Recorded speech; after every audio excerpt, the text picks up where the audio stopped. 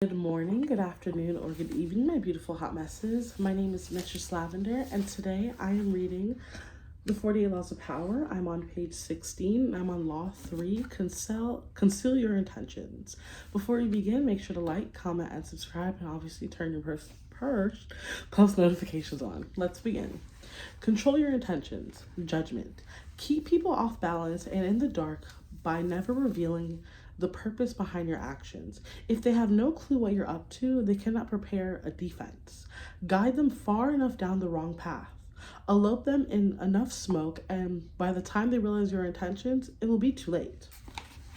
Part 1. Use decoyed objects of desire and red herring to throw people off the scent.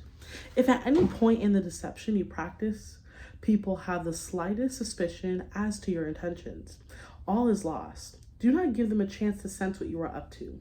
Throw them off the scent by dragging red herrings across the path. Use false sincerity, send ambiguous signals, set up misleading objects of desire. Unable to distinguish the genuine from the false, they cannot pick out your real goal. Transgression of the law. Over several weeks, Ninon de Lenclos, the most infamous courtesan of 17th century France, listened patiently as the Marquis de Sévigné explained his struggles in pursuing a beautiful but difficult young countess. Ninon was 62 at the time and more than experienced in matters of love. The Marquis was a lad of 22. Handsome, dashing, but hopelessly inexperienced in romance. At first, Ninon was amused to hear the Marquis talk about his mistakes, but finally she had enough. Unable to bear an epitude in any realm, least of all in seducing a woman, she decided to take the young man under her wing. First, he had to understand that this was war, and that the beautiful countess was a citadel to which he had to lay siege as carefully as any general. Every step had to be planned and executed with the utmost attention to detail and nuance. Instructing the Marquis to start over, Ninon told him to approach the countess with a bit more of distance, an air of nonchalance. The next time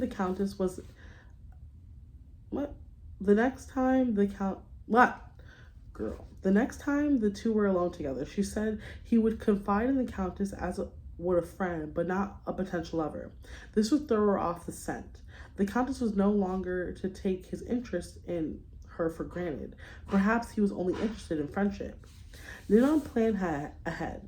Once the countess was confused, it would be time to make her jealous.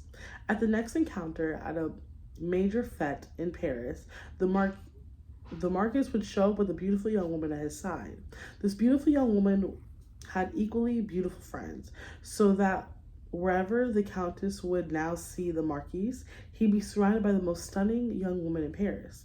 Not only would the countess be seething with jealousy, she would come to see the Marquis as someone who was desired by others.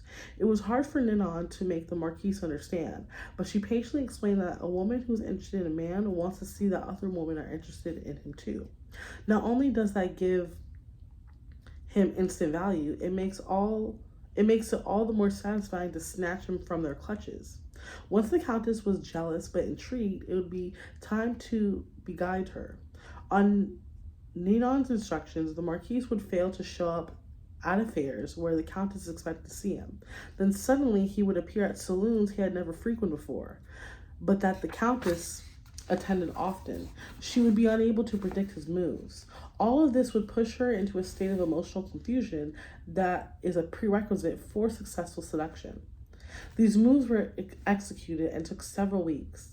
Ninon monitored the Marquis' progress. Through her network of spies, she heard how the countess would laugh a little bit harder at his witticisms, listen more closely to his stories. She heard that the countess was suddenly asking questions about him. Her friends told her that at the social affairs, the countess would often look up at the Marquis, following his steps. Ninon felt certain that the young woman was falling under his spell.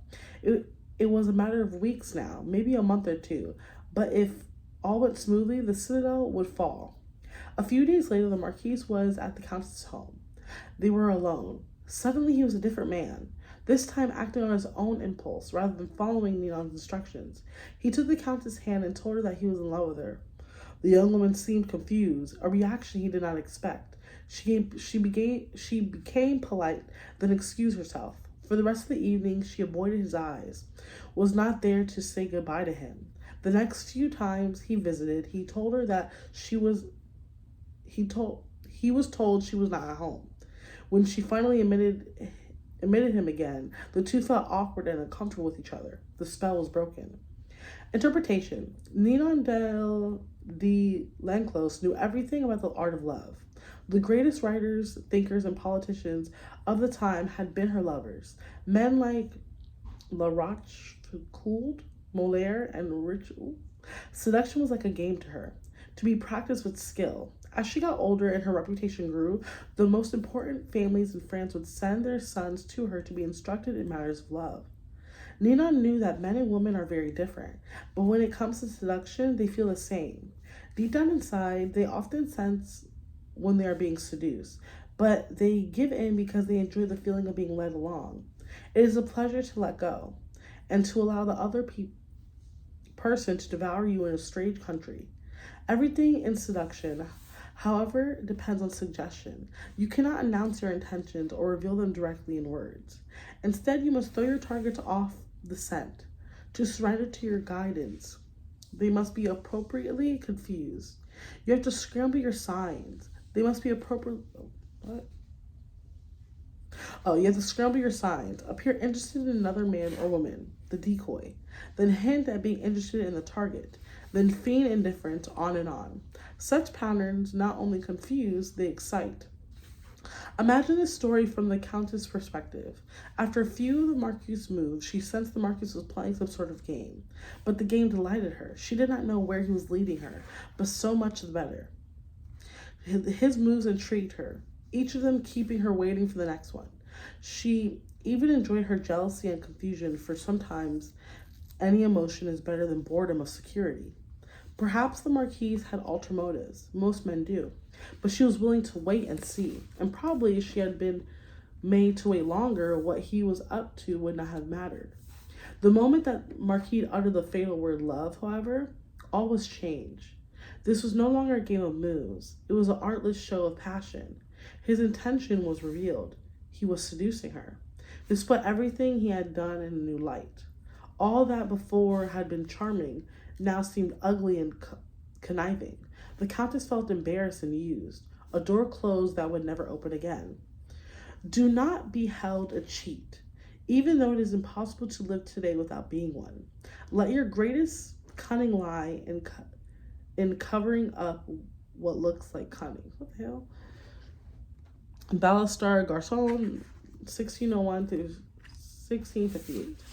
I'm going to stop there. I'm on page 19. The next one will be Observance of the Law. I know I could read more, but I didn't feel like it. Dang, there's a part 2 in this one? Dang, I didn't read that much. Okay, yeah, maybe I'll read later today. But I'm going to stop there at page 19. Again, my name is Mistress Lavender. I'm reading The 48 Laws of Power, and I like it. I think seduction is very interesting.